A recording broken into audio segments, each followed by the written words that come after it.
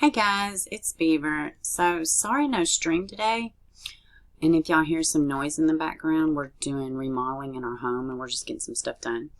So I'm just going to cover a couple little news stories, similar to what we would do in the stream. So let's dive in. And now, this is a missing persons case out of Georgia. Roberta, one of our beloved channel subscribers, sent this to me. So let's just take a read. Woman goes missing after moving to Georgia. She's cute. She's got a little baby. Let's see. Meriwether County, Georgia. Deputies in Meriwether County need your help finding a woman who has been missing for 2 weeks. Officials say 31-year-old Karen Christina Lee had recently relocated to Greenville from Georgia from Florida. She was last seen on January 15th, leaving her home on the 180,000 block of Roosevelt Highway, heading to an unknown direction. Well, that's a weird little block name. Family members tell Fox 5 Lee moved to the area in December to live with her children and their father, and that she was picked up from the home without her purse and her dog Sophie, The last known communications with Lee was a few days later by phone on January 18th. Ooh, already my spidey senses are going up. Is that all it said? That was the last communication. They don't say what was said. Lee is described as being 5 feet, 5 inches tall, and weigh 100 pounds. Oh, she's tiny. It is unknown what she was wearing at the time of her disappearance. If you have any information that can help officials find the missing woman, please call 911. Meriwether County investigator Mike Sorno at 706-672-6675 or Sergeant Carl White at 706-672-6651. Now we're going to read a little notice from somebody in her Facebook group, and we're also going to look at a flyer. And again, if y'all hear stuff in the background, we're doing construction in our house, so that's why, and that's why I'm not streaming today. Alright, so let's go look at this flyer, and let's just take a little bit more of a dive. Alright, now I'm wanting to think that this may be your sister, mom. This is a relative, close family friend. Not exactly sure. And this is not like official, but this is kind of context to why they didn't report and just different things which could be going on. But, everything's fluid. So we're just going to kind of read through this, and none of this is concrete. This is just kind of what people close to her have said, and this is their take. So let's just read through it. There are multiple reasons why I didn't report her missing prior to the 10th day mark. Her past, she has been known to go off the radar for a couple days, certainly not 10. Last known Wi-Fi connection, 118. I didn't want to cause her public embarrassment in case she was experiencing a relapse. Let me say this too. People in recovery, relapse absolutely can be a part of it. So I can understand what she's saying. And people that know people in recovery and things of that nature, they know this to be true. So I can understand that. I've never dealt with something like this before, and sadly, due to the stigma that comes along with being an addict, I thought she would surface. She never lost contact with her 2 children, even at her worst. She was so happy to be back together with them. I knew she was in trouble when they didn't hear a word from her either. As far as where she met the unknown man, her and the boyfriend, who police have vetted and is not a suspect, so that is important also. Got into an argument and she called the police. This was on 1/10 to 2011. No, 2000 this year, January 10th. It just happened. Where's it kicking my butt? The police drove to her motel room in Manchester, Georgia, Budget Inn, where she was checked in and spent the night. From what we know, she had not been on any drugs since moving to Georgia, but may have met someone that reintroduced them to her that night at the hotel. She returned home the next morning. The boyfriend is who picked her up. Over the next couple of days, she started acting erratic again, and then the unknown man started showing up. The children claimed the man gave them $40 each to look over the home next door. Wait a minute. To look over the home next door? Okay. He claimed he just bought it. Oh, okay. This was false. Him and Karen acted like they knew each other. The next morning, he knocked at the door at 5 a.m. Karen pretended not to know him, and the man was then claiming that he was there to talk to the boyfriend. He was accusing him of getting in his daughter oh, this is getting dramatic. He wouldn't come outside. Chris, the boyfriend, had never seen the man before, certainly didn't have anyone pregnant, and said it seemed like kind of a setup. The children woke up by the commotion and saw the man for the second time and said it was definitely the same one and that he was there the day before. Another note, there was another bigger man with dreadlocks that was standing on the porch that morning. Well, he's a black man. Standing on the porch that morning. Karen was gone when everyone woke up. See, I don't know. I don't know a lot, about the ins and outs of this. I'm just reading it. Let's see. We're all assuming she met the man at the motel or when she would use Chris's car, boyfriend, to go to the grocery. Hope this helps. And it does help. It gives a little context. They say they have... All right, so this is the official flyer. Well, this is a flyer. Missing Karen Christina Lee, Greenville, Georgia. Last seen 1/15/2021. So that'd be January 15th of this year. She is 31. She's 5 feet, 5 inches tall, and 100 pounds. Brown hair, brown eyes. Christina Lee was last seen in the area of the 18,000 block of Roosevelt Highway in Greenville, Georgia, on or around January 15th, 2021. The last time the text message was marked delivered on her phone was January 18th, 2021. She had her small dog Sophie with her, and she had recently moved from Georgia to Florida. So, and if you have any information, you are asked to call Meriwether County Sheriff's Office at 706-672-6675. All right, so that's all I have on this one. We're going to keep following it. Thank you, Roberta, for sending it to me, and we're just going to keep an eye on it, and let's just hop into the next story. All right, guys, and this next story is going to make you, it's going to make you enraged, and I am, hopefully, body cam footage will come out, but I do not know. Let's just dive into this. And officer involved shooting kills 19-year-old in Poconos. Now, this originally happened in December of 2020. So, we didn't hear nothing major. So let's dive in, and I will bring you up to date with kind of what's going on now, and hopefully we will have confirmation that it's not what it appears to be. A young man was shot and killed Wednesday. Now, mind you, this was in December. Was shot and killed Wednesday after allegedly pointing a gun at a state trooper near Route 33, southbound overpass and Interstate 80.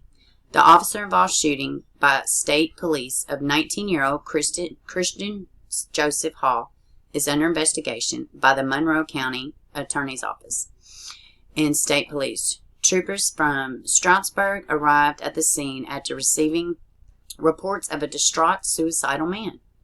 Police said Hall was standing by a bridge and had a gun. Negotiations with Hall began, but he became uncooperative, police said. At one point, Hall pointed the gun as talks continued, police said. Police said Hall became uncooperative and at one point pointed the gun in the direction of the officers. The troopers fired, sorry, my words today, striking Hall, who was fatally wounded. He was taken to the local hospital and pronounced dead. The state police closed surrounding highways during the incident and traffic was tied up for hours. Okay, so there's that. So that's what they're saying. They said that he pointed the gun at them. Now, I heard another report that said he did have the gun, but they talked him into putting it down, but he picked the gun back up and was walking towards them. So, either way, they're saying that he had a gun in his hands And that's why they shot. They was in fear. Nobody's going to question that. If somebody, unstable or not. Now, granted, mental issue in police are becoming a more of a hot topic that has to be addressed. Let's just take a look at this, though. Now, and I'm going to warn you, it's graphic. It's a very short video, but it's graphic. Now, this story is new to me, at least. There may be, y'all may know more about it than I do. That's fine. Let me know in the comments. Hopefully, police cam footage will be released. But the footage taken from a car on the interstate, this is what they caught. Now, I'm telling you, just, it's not up close, but you're going to see the man's arms in the air, and then you're going to hear gunshots, and then you're going to see the man fall.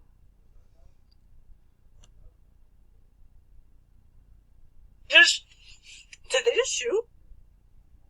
Hands in there, look. Dude, open your door. Oh my God! They didn't shoot him. Yes, they did. No way. Bro. No way. They. Door. Bam, bam, bam. The boy goes down. Oh my God! Yes, they did. No way. Bro.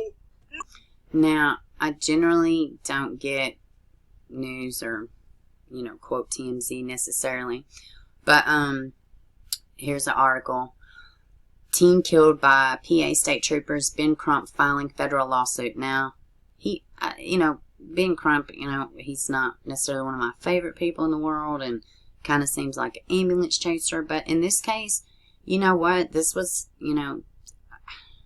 I want to see the body cam footage because this ain't right. And why nothing was said until now, when the passerby had to release footage. So let's just take, and this is the boy's mother, Christian Hall, 19 years old. So this is the boy's mother. Let's just take a read. Pennsylvania state troopers who shot and killed a suicidal teenager are about to be sued, and his heartbroken mother has a question for the cops who killed her only son. Attorney Ben Crump and Devin Jacobs are representing Christian Hall's family, and they just announced plans to file suit and are calling for an internal investigation into his death at the hands of law enforcement. And we just watched the video. There's no reason to watch it again. See, as we reported, PA state troopers responding to a call about a suicidal man on a highway overpass at Hamilton Township back in December ended up shooting him dead during a standoff that played out before horrified drivers watched from below. Police say Hall was holding a handgun, and when troopers arrived, initially obeyed orders to place the weapon on the ground, but cops say he later reached for the weapon, started walking towards troopers, and pointed the gun at them, so they opened fire. Crump says Hall, having mental health crisis at the time, was crying out for help, but instead of de-escalating the situation, troopers settled it with a gun. Hall's mother got super emotional as she wondered why her son was killed by those who were supposed to help him. She asked the troopers how they would feel if their son suffered the same fate. Let's go up here and just watch this mother's plea. Let's just watch it. Hopefully there's not an ad or nothing. Yep, there is an ad. Let's. To fight the foul killing of a Chinese teen named Christian Hall. Their son was having a mental health crisis. He was a teenager. He had issues dealing with a girlfriend, and he was having... I'm just going to get the mother. I can only take so much of Ben Crump. I know, this one, I got nothing to say, but a lot of the stuff, I just want to get the father. Let's see what the father and the mother have to say. Let's see. Court. It will be pursuant to 1983. That's the Civil Rights Act. The troopers will be named as the defendants, and they will be required under oath to present for a deposition, which I will be questioning them Yeah. about their actions. In addition, separately and parallel to this, there should be investigations occurring. There should be an internal investigation for the Pennsylvania State Police. Yes. And that investigation, which is required, will examine whether... So don't they investigate these things anyways? Isn't any shooting with the police officer, isn't it internally investigated? That's why it's good to have outside one. I say that we should have internal investigations inside CPS offices, you know, to help and to, you know, backtrack and make sure everybody's doing their flipping job. Whether the policies and practices of the Pennsylvania State Police were followed. My son, that was my only son. That was my beloved son. He needed help. But instead of getting help, he was killed. He was shot by those who were supposed to help him, by those who were supposed to help him protect himself.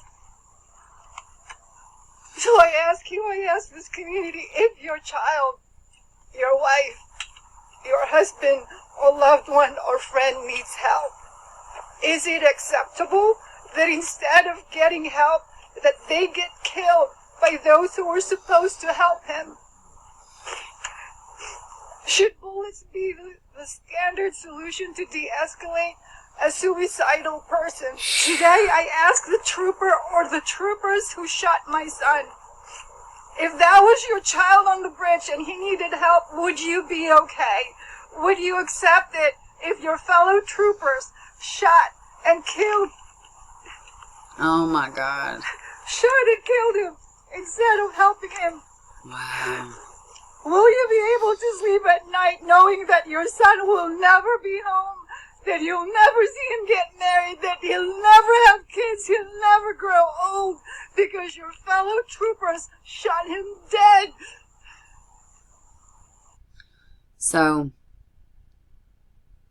I tell you what, alright, listen, and this one is a little bit tough because, well, it's not a little bit tough to me, but I get it, he had a gun.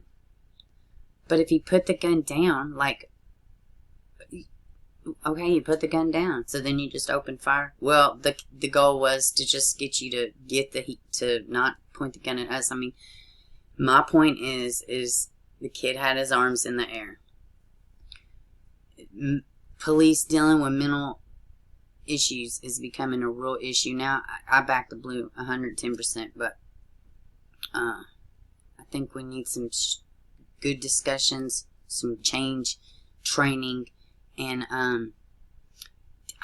I get everything. My problem is the fact that the kid had his hands in the air. He did not appear to be holding a firearm. He appeared to be compliant and surrendering. Now, more's going to come out about this. I'm not trying to jump on some bandwagon. I hate bandwagons. Right is right, wrong is wrong. Good is good, bad's bad. So, and that's what we do over here, facts and evidence. So, hopefully there'll be more context to this. And, my God, we say prayers for this mother. Because either way, you know, mental illness is real. It's not about, you know, anything. It's if you're having a mental break, you're obviously not in control of your faculties. So, I'm sure at some point, the kid would have liked to just say, okay, I'm over the heartache. I'm over the mental abuse, the mental issues. I'm glad I got through that. All right, we can go home and get off this overpass. It doesn't work that way, guys. It doesn't work that way. But more will come out about this. You know, let me know down below what y'all think. And this is new to me, and it's developing pretty fast. So prayerfully, we will find some answers in reform. You know, let's just get reform. Let's just figure out something. All right, let's check out another story, y'all. Alright guys, this is going to be our last one for the day, and this is just kind of one that I thought was interesting, and it'll be my first time reading it completely. I just want to talk about it, and well, I'll take care of that here in a second. We'll go over a couple of things, but any of y'all familiar with the channel and familiar with, you know, the cases that we cover, Aishia Terrell is one of them. The lady on the screen is Aishia Lankford. And this is Aishia's mother. So, I kind of thought that this was interesting. And I'll reserve my, you know, personal thoughts. But let's take a read. Care to care petitions. charge Aishia Lankford with child endangerment and give her a lie detector test. I mean, let's just read. Breasia Terrell is still missing since July 10th, 2020. The community has spotted many instances in the story and timeline of her disappearance. Breasia was also said to have been given permission many times to be with a registered sex offender, Henry Dinkins, who is in no relation to her, but is her little brother's father. That is child endangerment. So I wanted to read that to y'all, and I wanted to, what are y'all's thoughts about that? That begs a really good question. And this kind of leads into, what we're going to be talking about Friday. Because Friday we're going to do still unsolved and still missing cases. We're going to talk about Terrence and Anderson. We're going to talk about Nick Cordova. We're going to talk about Braylon Noble, Breasia Terrell, and Alicia Navarro. We're going to do recaps of these cases, and we're going to chunk them out there because they're unsolved or they're still missing. So that's what we're going to do Friday. So I just want to leave y'all with this. Like, what do y'all think? Is allowing your child to go with a registered sex offender, is that child endangerment? Is that a law? It may be actually a law. I think it's at best negligent. 1,010% stupid, morally wrong. So I know this was a little unorthodox, this stream. Well, it'll be a premiere here in a minute, and I'll be joining y'all. But I did want to say, Friday I'll be in my little new area. It's being worked on as we speak. And thank you everybody who's watched and who will watch. Please make yourself familiar with the Breasia Terrell case. I have a playlist. And I will see y'all Friday. And thank you everybody. Make sure you like, share, and subscribe. And if you have to dislike it, please hit it twice. It's super important. And I love you all. Thank you so much.